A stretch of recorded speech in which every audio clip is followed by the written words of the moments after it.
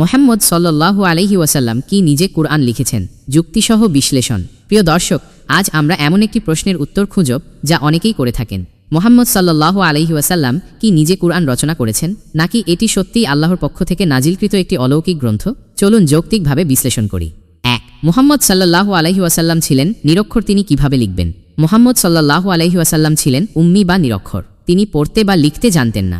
আল্লাহ বলেন, তুমি হে মুহাম্মদ এর আগে কোনো কিতাব পড়তে না আর নিজ হাতে কিছু লিখতেও না। যদি এমন হতো তবে মিথ্যাবাদীরা সন্দেহ করত। সূরা আল আনকাবুত ২৯:৪৮। তাহলে প্রশ্ন হলো, যে ব্যক্তি নিজেই পড়তে বা লিখতে জানেন না, তিনি কি করে একটি এত গভীর ও জ্ঞান সমৃদ্ধ গ্রন্থ রচনা করবেন? ২. কুরআনের ভাষা অলৌকিক ও অনন্য। কুরআনের ভাষা এতটাই গভীর ও অলৌকিক যে আরবের শ্রেষ্ঠ কবি ও বাগ্মীরাও বিস্মিত হয়ে গিয়েছিলেন। কুরআনে চ্যালেঞ্জ ছুড়ে দেওয়া হয়েছে, যদি মানুষ ও জিন একত্রিত হয়ে এই কুরআনের অনুরূপ কিছু আনতে চায়, তারা কখনো তা আনতে পারবে না। সূরা আল ইসরা ১৭:৮৮।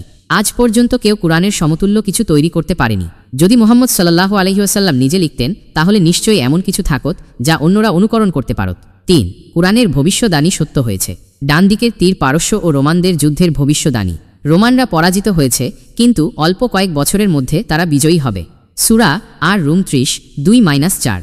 এই ভবিষ্যদ্বাণী কয়েক বছরের মধ্যেই সত্য হয়। যদি মুহাম্মদ সাল্লাল্লাহু আলাইহি ওয়াসাল্লাম নিজে লিখতেন, তাহলে এমন একটি সাহসী দাবির ঝুঁকি নিতেন কেন?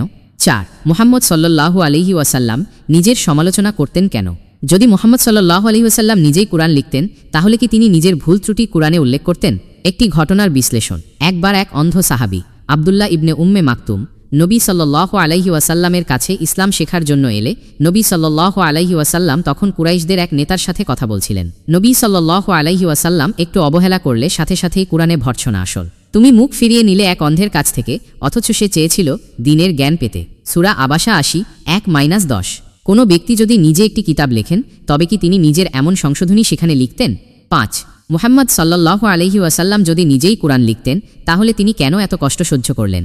কুরাইশ নেতারা নবী সাল্লাল্লাহু আলাইহি ওয়াসাল্লামকে বলেছিল, তুমি যদি রাজা হতে চাও, আমরা তোমাকে রাজা বানাব। তুমি যদি সম্পদ চাও, আমরা তোমাকে ধনী করব। তুমি যদি সুন্দরী নারী চাও, আমরা তোমার জন্য সেরা নারী নির্বাচন করব।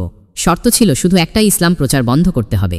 কিন্তু নবী সাল্লাল্লাহু আলাইহি ওয়াসাল্লাম বলেছিলেন, যদি তারা আমার এক হাতে সূর্য এবং অন্য হাতে চাঁদ ধরিয়ে দেয়, তবুও আমি সত্য প্রচার বন্ধ করব না।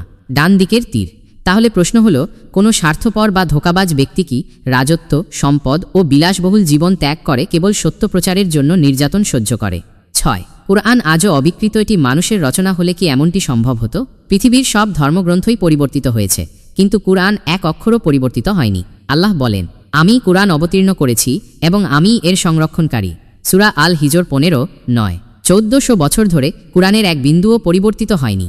যদি এটি মুহাম্মদ সাল্লাল্লাহু আলাইহি ওয়াসাল্লাম লিখতেন, তবে নিশ্চয়ই এতে পরিবর্তন আসত। উপসংহার।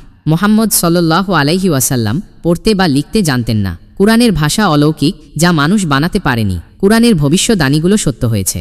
মুহাম্মদ সাল্লাল্লাহু আলাইহি ওয়াসাল্লাম নিজেকে কুরআনের সমালোচনা করেছেন, যা একজন লেখকের পক্ষে অসম্ভব। তিনি যদি নিজে লিখতেন, তবে কেন তিনি এত কষ্ট সহ্য করতেন? কুরআন আজও অবিকৃত, যা কোনো মানব রচিত বইয়ের ক্ষেত্রে সম্ভব নয়। তাই যুক্তিসহ স্পষ্ট প্রমাণ হয় যে মুহাম্মদ সাল্লাল্লাহু আলাইহি ওয়াসাল্লাম কুরআন রচনা করেননি। এটি সম্পূর্ণরূপে আল্লাহর পক্ষ থেকে অবতীর্ণ একটি অলৌকিক কিতাব। আল্লাহ আমাদের সবাইকে কুরআনের উপর দৃঢ় বিশ্বাস ও আমল করার তৌফিক দান করুন। আমিন। আপনার মতামত বা প্রশ্ন থাকলে কমেন্ট করুন। ইসলামিক ভিডিও পেতে চ্যানেল সাবস্ক্রাইব করুন।